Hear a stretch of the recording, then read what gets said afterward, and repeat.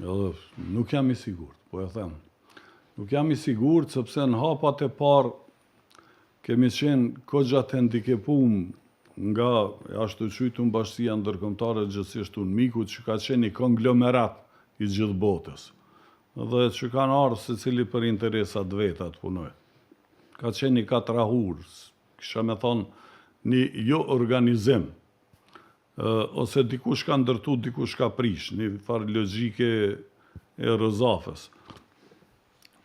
Po që është të keqen, edhe neve na ka gjetë ndam, dy tabore si popull dhe si projekt politik, dhe të qenë ndam dy tabore, tu e fillu e një luft 3 të pa kompromis për pushtet, ne kemi harru shtetin.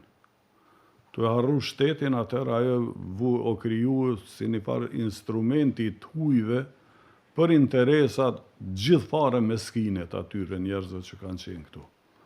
Dhe ne në këtë katrahur kemi bët disa hapat vegjel, kur kanë fillu mu kriju institucionet të përkohshme, ashtu të qujtun atë Kosovës. Ka egzistu atër një entuziazëm që gjithë kemi shku, kemi kontribu, kemi punu falas, pa honorare, pa. Jemi përpjek që t'i ringrisim institucionet që kanë qenë funksionale, shumë kompetitive, shambull me gjithë ish Jugosllavin. Po ka qenë kogja vështirë, ka pas pengesa dy anshme. Në njënë të klasës politike cila është përpjek që t'i ka pa ato institucione në hapat e parë të krijimit. Përfshi arsimin, përfshi të gjitha. Sidomos, edhe në ato institucione të përkohshme, kisha me thonë pjesën vitale të krijimit identitetit shtetnor dhe kulturor një veni, i kemi pas ne ndur, shqiptarët, arsimin, kulturën, shëndetësinë. Nëse këto 3 sektore i krijon si duhet, ti e krijon identitetin. Zhvillimi ekonomik është masanej rezultat i mirëqenjes arsimore para zgjitash dhe kulturore. Kjo nuk ka ndodhur, fatkeqësisht. Fatkeqësisht, pikërisht këto sektore kanë qenë më të këqijat. Hallka që s'kan funksionu fare. A ka pas një interes tjetër për mos me funksionu? Natyrisht. Privat. Po edhe privat. Po ato privat janë periferike, janë interesa meskine. Ka pas interesat ndërtu në atë shërbimeve ndryshme. Kosovën e mas luftës ke pas shërbime që janë desh shpesher në përërsinat natës me njëna tjetërën dhe janë djek deri në likuidim. Me fjalë tjera ka qenë një teren kogja i minum, teren shumë jo i sigurt, teren që ka insistu ta krijoj një luftë qytetare dhe që ka rezultue me 2004 me kaosin, cili ka qenë kogja i ngjashëm e 97 në Shqipni, që të krijohet një anarshi dhe dëshmohet që këta njerëz nuk e meritojnë, nuk din me bashkëtet dhe madje nuk e meritojnë as lirin sepse ke shpërdorin. Po ta marim, tash jemi në vitin 2025, pra 26 vjetë mas lufte, në përkthim të kohës së mas luftës dytë botërore, ky do t'ishte vitin 1971. Deri në vitin 1971 janë bo teatri, janë bo universiteti, janë qenë gjitha këtë. Po, deri në vitin 71, po, janë ndërtu këto, dhe më thoni, ke pas teatr, ke pas fillojnë investimet për me ndërtu Borë Ramez dhe tjera. Si është e mundur që Kosova, dhe më thonë, e ka hap një grop për teatrin, për operan Ibrahim Rugova, edhe e ka mbyll atë grop dhe vazhdojmë me projekt. Po prandaj, ne nuk kemi arrit ta krijojmë teatrin e parë shqiptar tamam, po sa ti në Shkodër që ka kriju Ahmet Zogu, po e bën Edi Rama. As Shqipnia, as Kosova s'ka pas teatr. Këto që i kemi janë shtëpitë kulturave që i ka krijuar Jugoslavia, gjithsesi Enver Hoxha për nevoja kështu vallëzimit të mbledhjeve partijake kështu me radhë. Kështu është edhe teatri jon. Ne mbajnë mend kur pat filluet të dhëtënishin, sidomos mas aty në fjalëve të zotit Mahmud Bakalli që i përmenda ma herët, që ta bëjmë teatrin, unë e pa ta thirë Gjergj Paron, një profesor timin, ta bë Macbetin. Dhe ajo ka qenë një ndër shfaqjet e Macbetit më të famshme në gjithë Evropën. Mbajnë mend kur kemi qenë lojnat verore Dubrovnikut, ka qenë radha e aktorëve teatrit mbretnor të Anglisë të prit autograme për i Strefbegollit. Deri në qatë nivel, të me thane, kemi pasa teatr, po që asa kohë për të ardhaj për të bëhet shfaqjen, është dash të rasim ekspert nga Slovenia, të bëjmë adaptime për të kriju akustike para zgjithash, po edhe për pjesëtime vizuele cilat i krijon teatri, sepse teatri është një arkitekturë e posaçme, cila nuk mund të bëhet shtëpi kulturës, as nuk mund të bëhet kudo. Jo teatri klasik, kurse teatri modern, interaktiv, mund bëhet edhe këtu në këtë studio ku jemi, edhe në rrugë, edhe në shkallë, edhe gjithkund. Po me fjalë tjera, ne nuk kemi arrit të bëjmë asnjë ndërtesë teatrit. Asnjë gjë.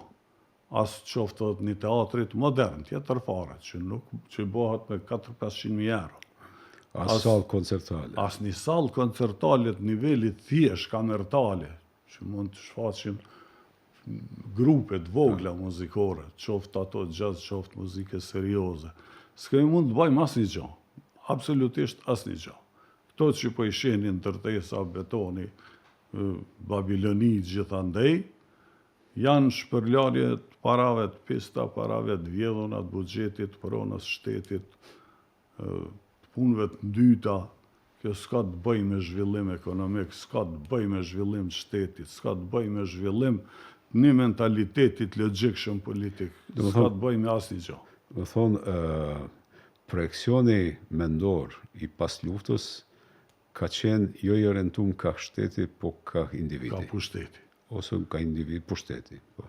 Pushteti i përbën nga individ me interesat të ndryshme, klanore ose krejt personali meskine. Dhe tash e kemi për herë të parë në liri, Agim Sopi duket thuse është ende nën sanksione.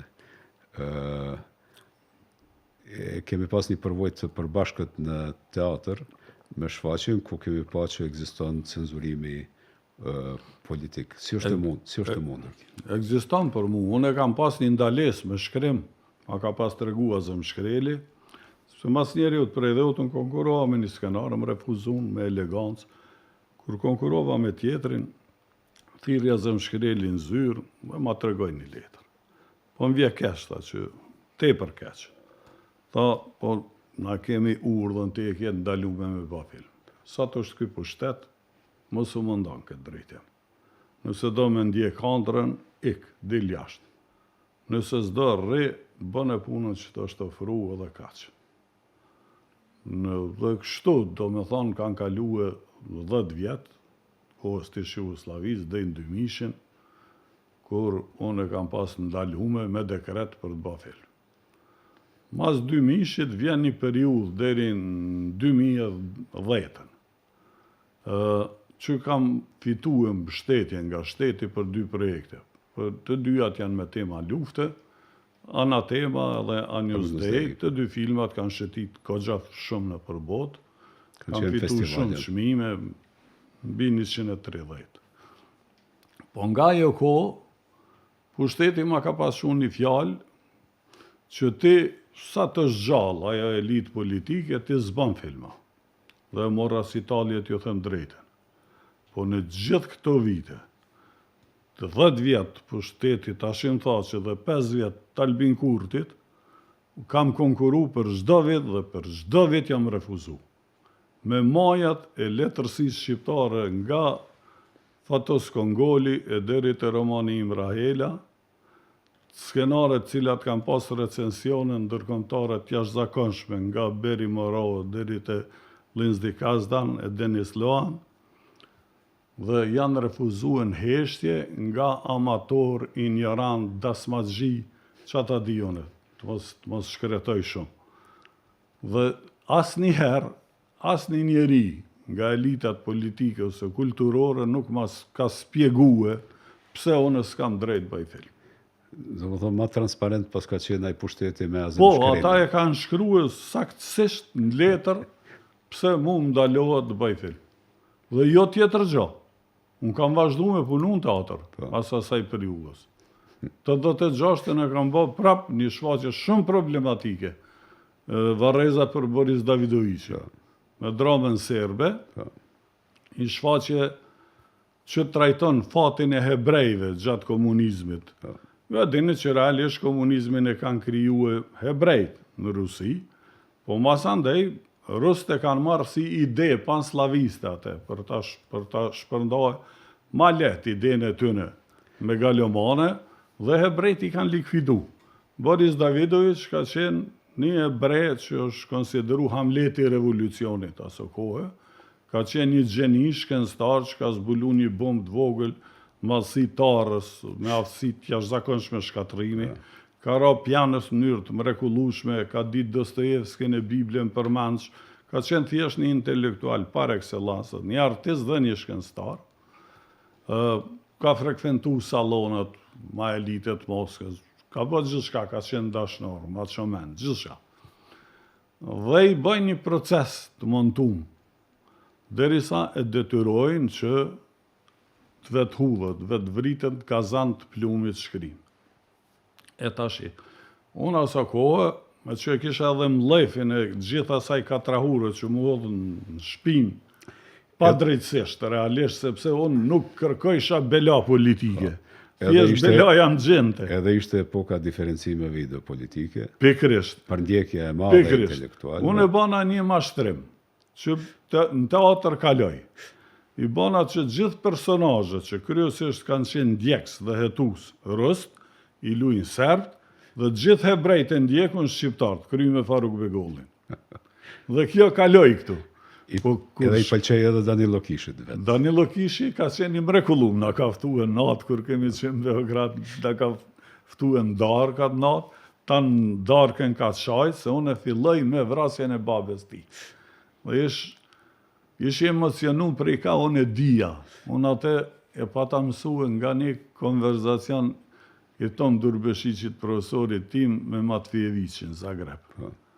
Ai Matvijeviqi ka qenë shumë i afërt me Kishin, ka qenë edhe diçka i afërt. Ai ka qenë me prejave hebreje, dhe na pa tregue qysh natën e Kërshëndellave kanë marrë atë një dimën shumë të ftoftë, kur Danubi ka qenë i ngrinë, edhe kanë hapë një vrim në akull, mas torturave të mëdha kanë shtinë atë vrim, dhe kur s'ju ka gjetur fokë më. Kështu fillon edhe ajo shfaqja ime këtu. Edhe ai që nga hapja e perdë, kur e ka pa projekcionin e babës dhe, ka fillu me qajrë. Edhe mbyt nga emocioni deri në fundin e shfaqjes. Po në Beograd mori zjarë, se e kuptuna.